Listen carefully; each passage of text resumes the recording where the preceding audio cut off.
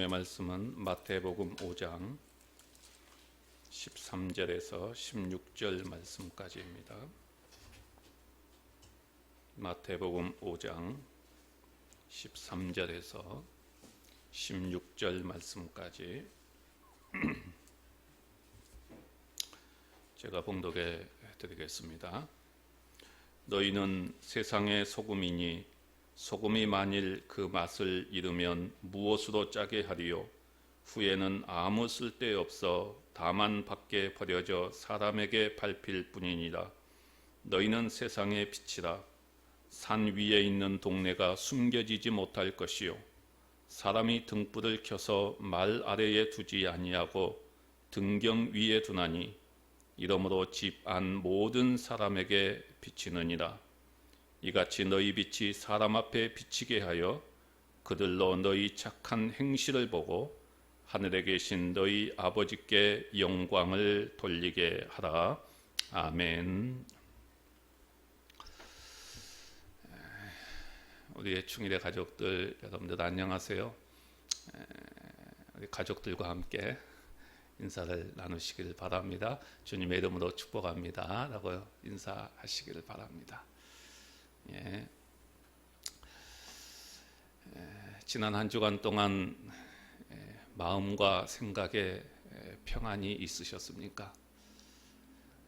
저는 한 주간 동안 마음의 압박이 더 많았던 것 같습니다.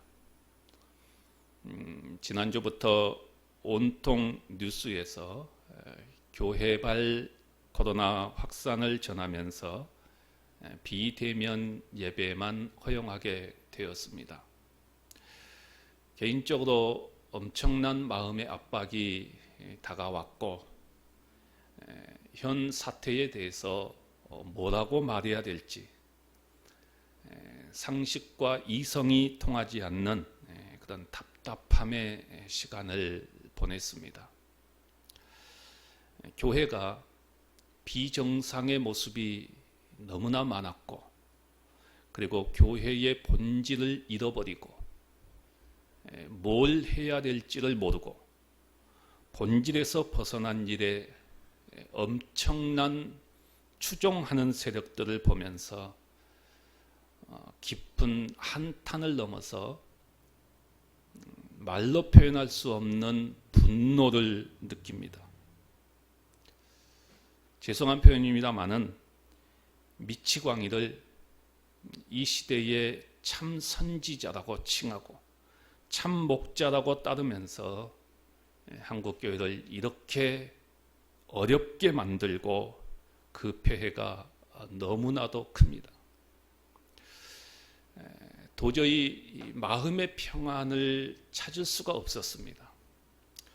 아마 우리 성도님들도 마음의 평안을 찾을 수 없을 것이다 라는 생각에 원래는 빌립보서 4장에 있는 말씀 하나님의 평강이 너희 마음과 생각을 지키시리라, 이 말씀을 좀 전하고 싶었는데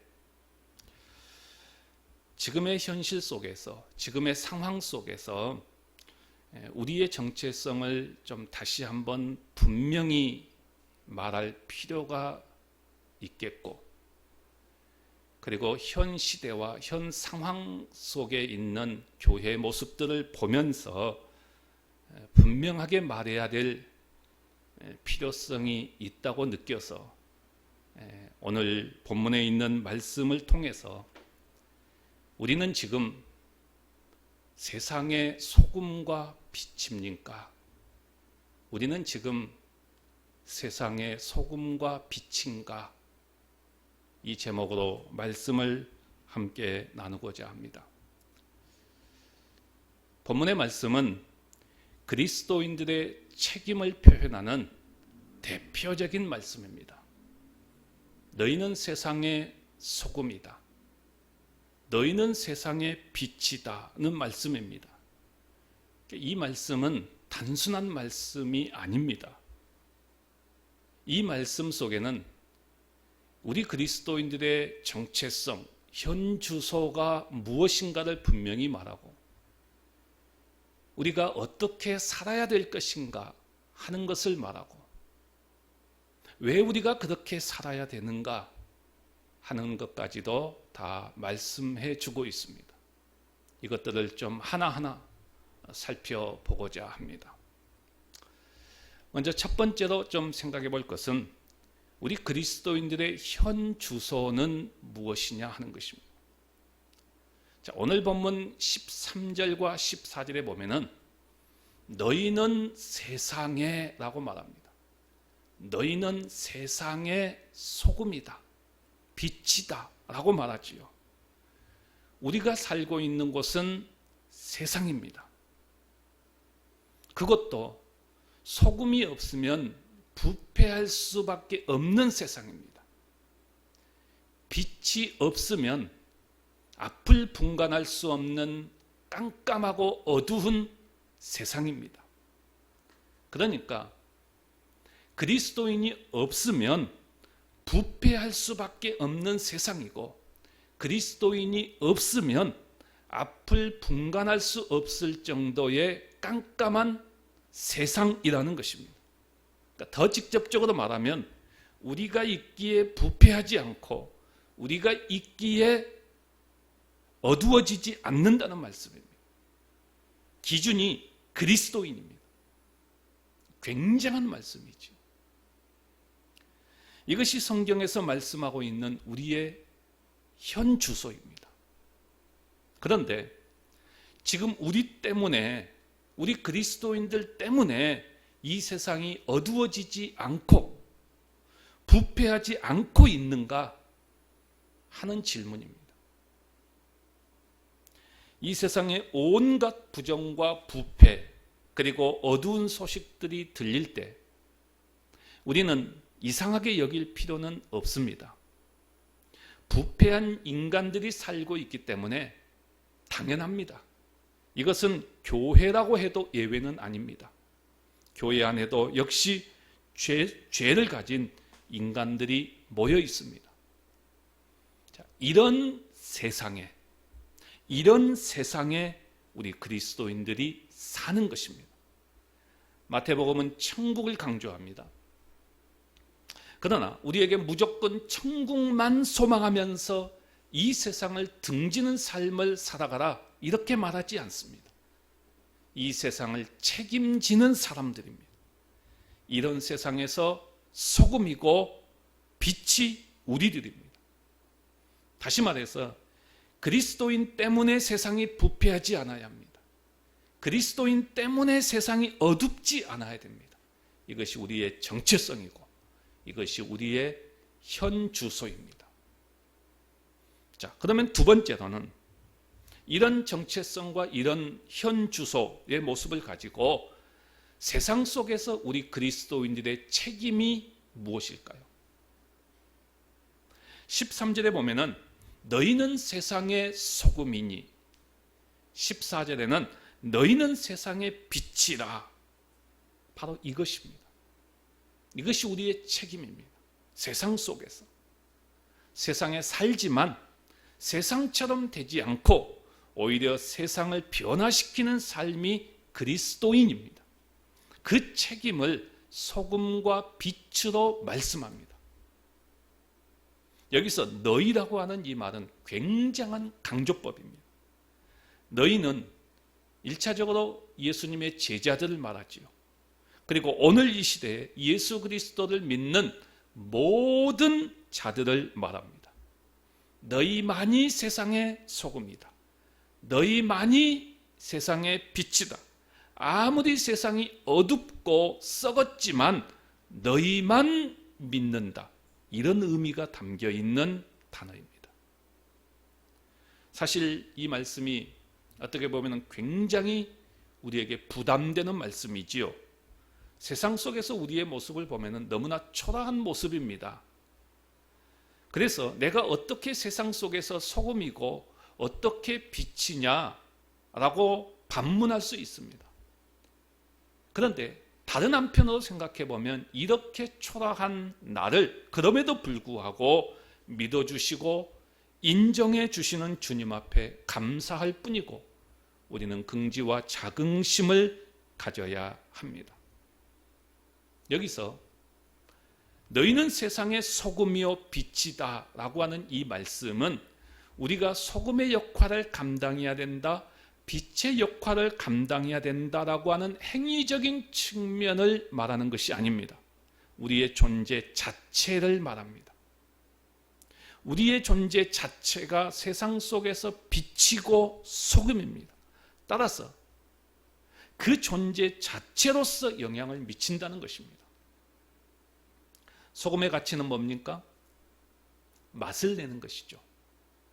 그래서 주님은 소금이 만일 그 맛을 잃으면 무엇으로 짜게 하리요? 후에는 아무 쓸데없어 다만 밖에 버려져 사람에게 밟힐 뿐이니라 라고 말씀합니다. 소금의 가치는 맛입니다. 그리스도인은 그리스도인다운 맛을 유지해야 됩니다. 그리스도인다운 맛은 무엇일까요? 우리 주님의 삶에서 찾을 수 있지요. 의와 진리를 쫓으며 세상에 살지만 세상처럼 되지 않는 것을 의미합니다. 하지만 우리 그리스도인들이 맛을 잃어버리면 세상에 밟힙니다. 세상이 조롱합니다. 세상이 무시합니다. 그래서 맛을 잃어버리면 아무 소용이 없습니다. 소금은 당시의 짠맛 때문에 방부제 역할을 했습니다. 우리가 지금 사용하고 있는 소금을 생각하시면 안 됩니다. 당시 소금은 돌덩어리 소금입니다. 돌덩어리. 그러다가 짠맛이 없으면 그냥 길바닥에 내버립니다. 그러면 사람들이 밟고 다니는 것이죠. 당시의 소금은 지금도 마찬가지죠. 얼마나 소중하고 얼마나 귀한 것인지 모릅니다. 이게 바로 세상 속에서 우리 그리스도인의 모습입니다. 또한 우리 그리스도인들은 세상의 빛으로 비유하셨습니다. 너희는 세상의 빛이다. 빛은 무엇이죠? 어둠을 밝힙니다. 그래서 15절에 보면은 등경 위에 두나니 이러므로 집안 모든 사람에게 비치느니라. 그리스도인은 적극적으로 어두움에서 빛을 비추는 자입니다. 이것이 세상 속에서 우리의 책임입니다. 자, 세 번째로 그러면 우리가 빛과 소금으로서 궁극적으로 추구하는 것이 무엇일까요? 자, 오늘 본문 16절에 보면은 우리가 궁극적으로 추구할 것에 대해서 분명하게 말씀합니다. 이같이 너희 빛이 사람 앞에 비치게 하여 그들로 너희 착한 행실을 보고 하늘에 계신 너희 아버지께 영광을 돌리게 하라. 빛과 착한 행실을 동격으로 사용합니다. 그러니까 빛된 삶이라고 하는 것은 많은 사람들에게 빛을 비추듯이 유익을 주는 삶을 사는 것을 말씀합니다. 우리의 그리스도인다운 맛과 삶을 통해서 세상 사람들이 하나님께 영광을 돌리게 하는 것입니다. 이것이 우리가 궁극적으로 추구하는 삶입니다. 그러니까 그리스도인들이 바로 살면 주님이 영광을 받으십니다. 그리스도인들이 바로 살지 못하면 주님이 밟힙니다. 우리는 내가 영광 받기 위해서 사는 존재가 아닙니다. 주님의 영광을 위해서 사는 존재들이죠. 이것이 우리가 궁극적으로 추구하는 것입니다. 나의 삶을 통해서 하나님께 영광을 돌아가는 것이 우리의 궁극적인 삶입니다. 그렇게 해서 세상 사람들이 하나님께 영광을 돌리는 역사가 일어나야 됩니다. 이것이 그리스도인의 모습입니다. 자, 그런데 이 오늘의 말씀에 근거해서 지금 우리가 이 세상의 소금이고 빛인가를 보셔야 합니다. 특별히 코로나19 시대 속에서 우리 그리스도인들이 정말 세상의 소금이고 빛인가 하는 문제입니다. 여러분들이 뉴스를 통해서 일부 교회의 모습을 보면서 대부분 정확한 판단을 하실 것입니다. 하지만 수많은 그리스도인들이 아직도 잘못된 판단 가운데 있다는 것입니다. 그래서 이 말씀을 하지 않을 수가 없습니다. 저는 지금의 상황에서 교회가 세상 앞에서 고개를 들 수 없습니다. 그리스도인이라고 하는 것이 지금처럼 부끄러운 때가 있었나요? 지금 온 나라를 시끄럽게 하고 어려움에 빠뜨리고 한국 교회와 성도들을 너무나도 힘들게 하는 중심에 목사와 성도와 교회가 있다는 것에 참담함을 느낍니다. 이 한 가지 사실만으로도 교회가 과연 세상의 소금이고 세상의 빛인가 하는 질문을 던졌을 때 대답은 뻔합니다. 물론 사랑제일교회와 정광훈 씨는 우리가 인정하지 않지만 세상은 우리와 똑같은 교회로 보고 있습니다. 제가 정광훈 씨라고 지칭한 것은 저는 오래전부터 목사로 인정하지 않았기 때문입니다. 실제로 소속 교단에서 면직되고 제명된 지 오래되었습니다. 하지만 그 사람이 그렇게 괴물이 된 것도 한국 교회를 통해서 되었다는 것이 너무나 속상합니다. 더 심각한 문제는 목사의 이름을 달고 그 사람의 행위와 언행과 태도입니다. 반정부 운동입니다. 이들의 반정부의 운동의 핵심 근거는 현재 정부가 공산화로 가고 있고 나라를 북한의 김정은에게 갖다 바친다는 것입니다. 이것을 막기 위해서 목숨을 걸고 사명감을 가지고 애국을 한다는 것입니다. 이게 너무너무나도 창피한 이야기지만은 수많은 교회 안의 사람들의 생각입니다. 너무나 어리석습니다. 물론 정부가 완전히 잘못된 방향으로 갈 때에 양심의 자유를 가지고 반정부 운동할 수 있습니다. 그러나 지금 우리나라가 그런 상태입니까? 이것은 말도 되지 않고 비상식적이고 무엇보다도 비성경적인 정치적인 행위를 하고 있는 것이죠. 모든 주권은 하나님이 주신 권위이고 그 권위에 복종할 것을 성경은 분명히 말씀합니다. 그것도 기독교인들을 엄청나게 핍박했던 로마 시대를 배경으로 한 말씀입니다. 그런데 권위 자체를 부정하면서 나라의 어려움을 빠뜨리는 행위를 보면서 과연 소금이고 빛이라고 말할 수 있겠습니까? 그의 언행에는 그리스도인이라면 입에도 담기 어려운 말들을 쏟아내고 있습니다. 내 말을 듣지 않으면 생명책에서 지워버리겠다느니, 하나님도 까불면 가만두지 않겠다느니, 입만 더러워질 뿐이죠. 저는 이번 기회에 한국교회가 어려움을 당하는 한이 있더라도 확실히 좀 뿌리가 뽑혔으면 합니다.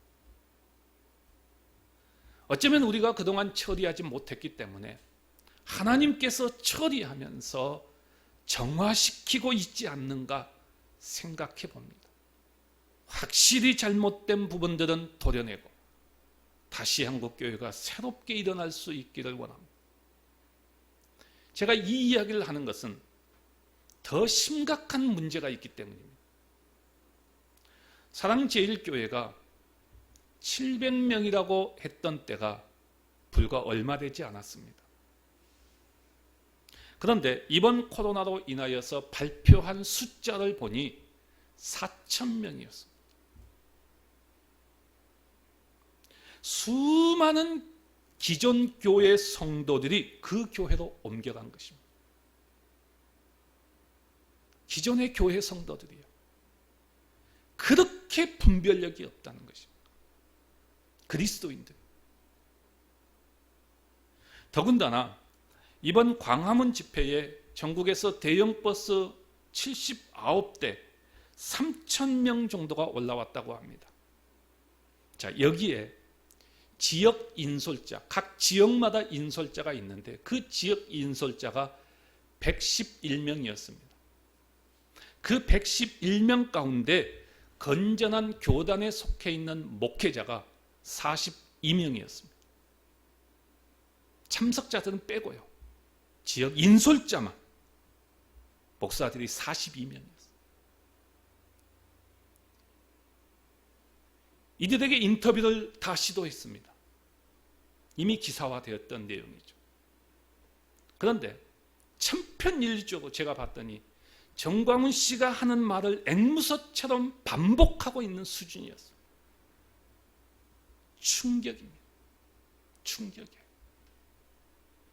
이렇게 분별력이 없고 이렇게 비정상적이고 허탄한 이야기에 빠져 있고 이런 모습이 교회의 수준이라는 것이 너무나도 통탄할 일입니다. 지금도 한국교회 안에 너무나 많은 사람들이 추종하고 있다는 것이 너무 부끄럽고요. 여기에 동조하는 헤아릴 수 없는 목회자들이 있다는 것이 너무나 참담한 현실입니다. 뒤에서 동조하고 있는 한국을 대표하는 교회들은 제가 차마 말하지 않겠습니다.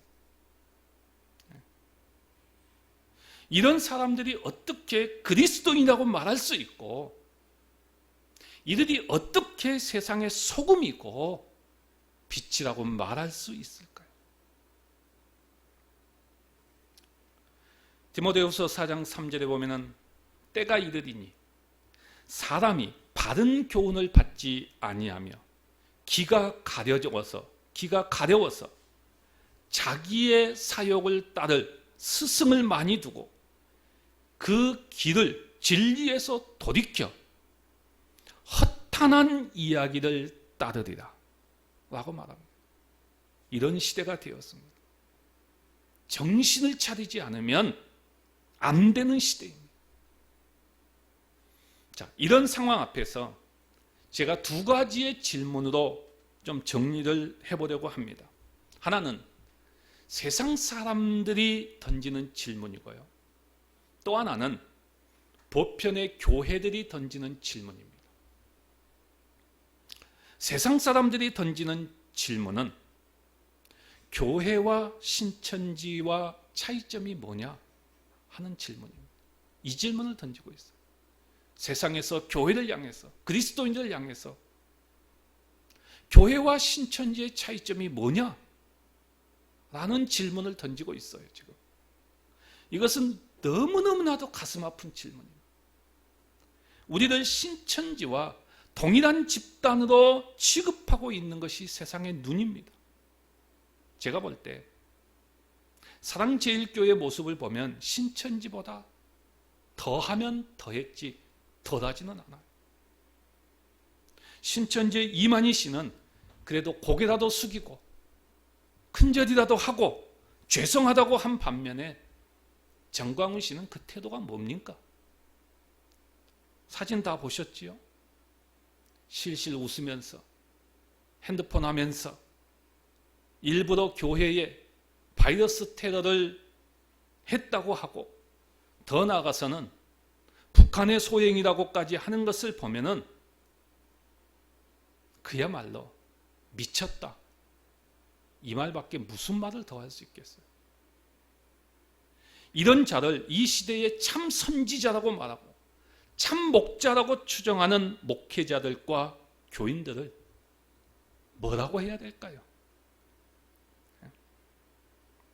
그 교회 성도들의 모습을 보면 너도 걸려봐라 하면서 보건소 직원을 껴안고 침을 뱉고 또 확진자가 성경책을 손에 들고 실실 웃으면서 도망다니는 모습, 병원에서 탈출하는 모습, 방역을 방해하는 모습, 이게 뭐 하는 것이죠?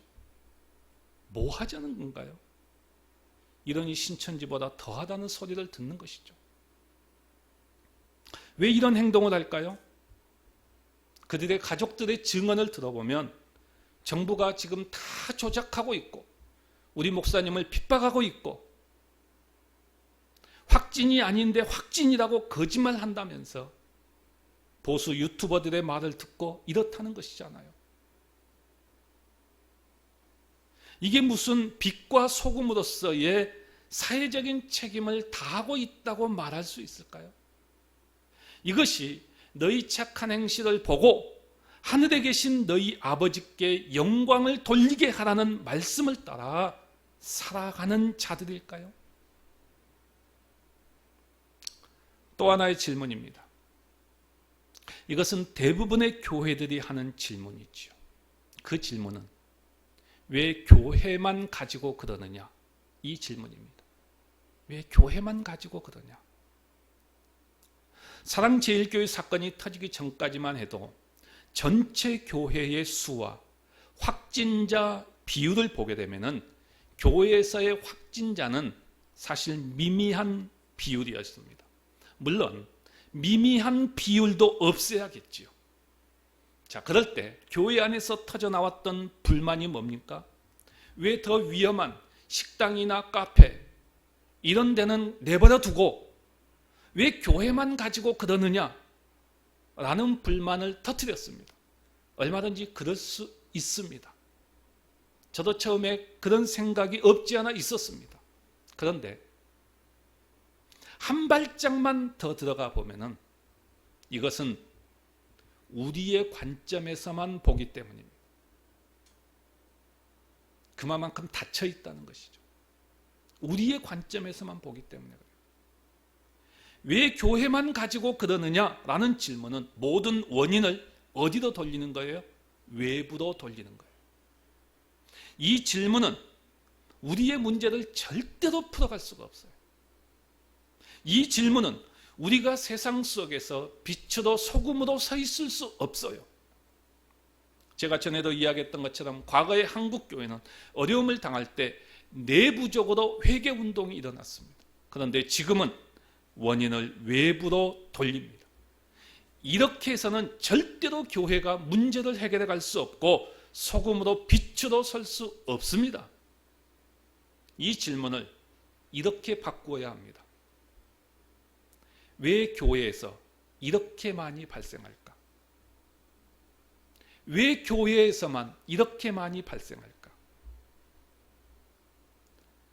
이렇게 질문을 바꿀 때 우리는 내부적으로 경각심을 갖게 되고 겸허해지고 스스로 낮추면서 문제를 해결하고 세상의 소금과 빛으로 설 수 있습니다. 그리고 실제로 교회를 통해 확진자가 많이 발생하는 것은 팩트입니다. 왜 교회만 가지고 그러느냐? 여기에 대한 답변은 교회는 공적 책임이 그 어디보다도 강하기 때문입니다. 교회가 공적 책임을 감당할 때에 세상의 소금이고 빛이 될 수 있습니다. 여러분, 공적 책임이라고 하는 것은 뭘까요? 이렇게 예를 한번 들어보십시다.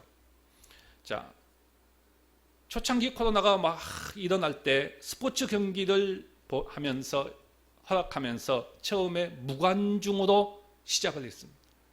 관중 없이 시작했어요. 여러분, 관중 수입을 벌어야만이 구단이 운영이 돼요.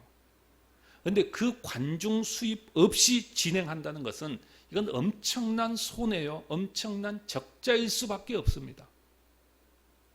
그러다가 좀 잠잠해지니까 점점 관중을 허락하게 되지요. 10%, 30% 이러면서 차츰차츰 늘려갑니다.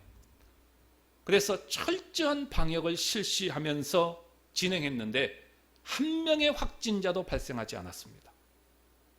한 명의 확진자도 발생하지 않았습니다.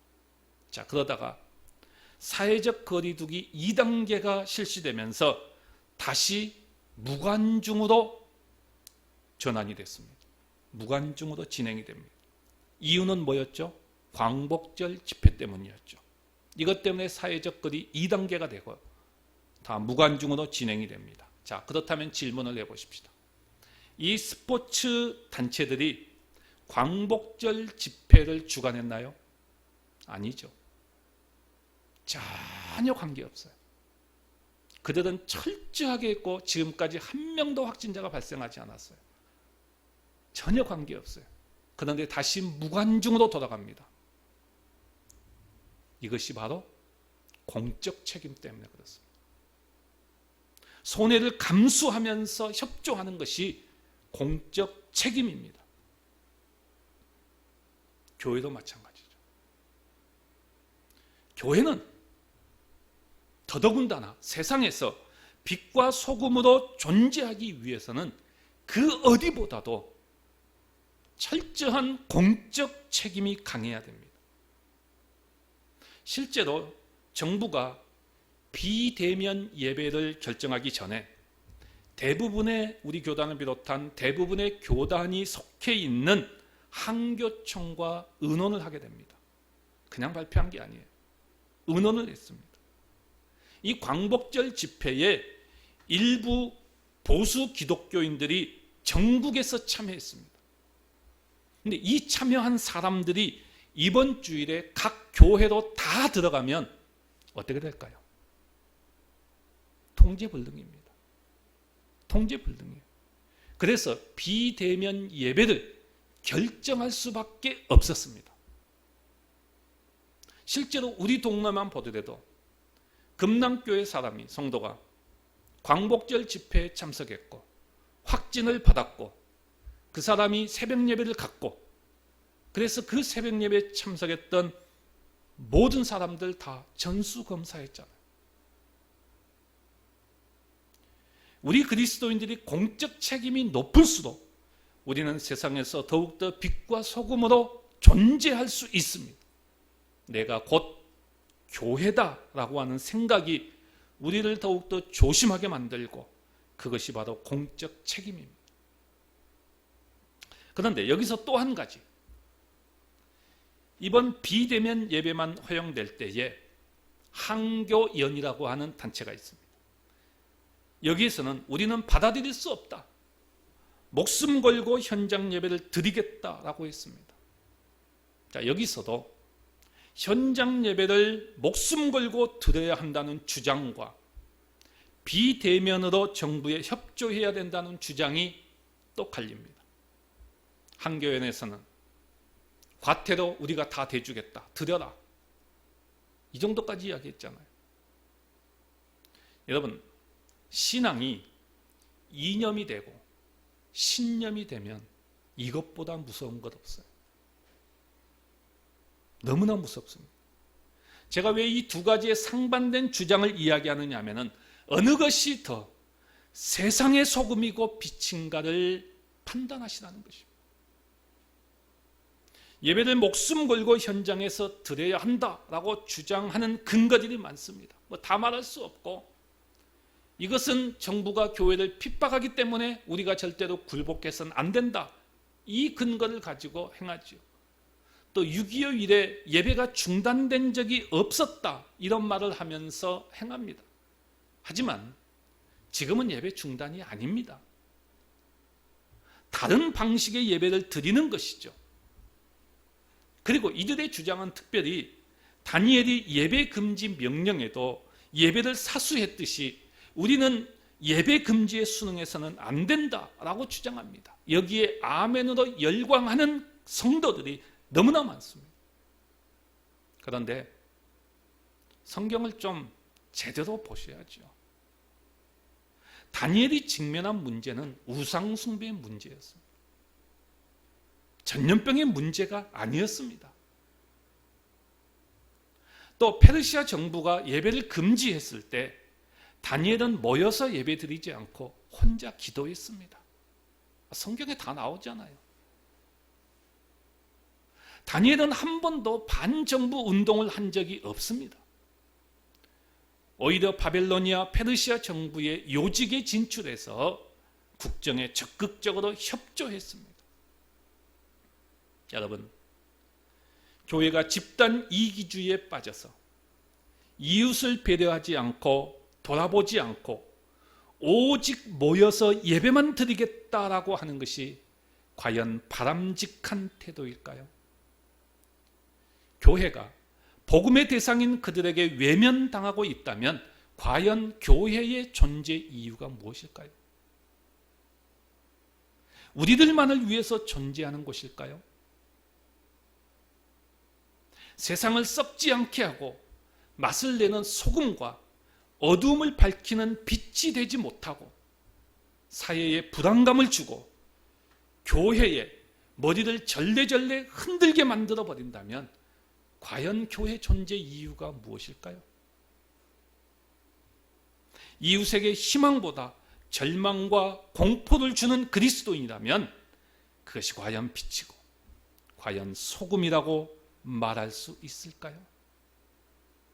핍박이라면 싸워야겠지요. 그런데 지금은 핍박이 아닙니다. 오히려 서울시는 10인 이상 모임이 금지되어 있습니다.